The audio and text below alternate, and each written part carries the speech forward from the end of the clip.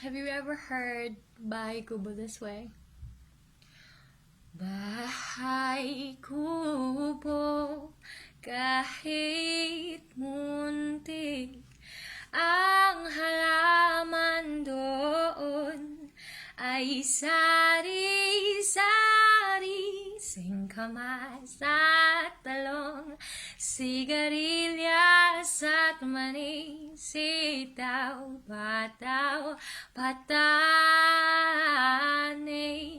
kundol, patola, upo at kalabasa, at saka meron pang labanos, mustasa, sibuyas, kamatis, bawang at luya.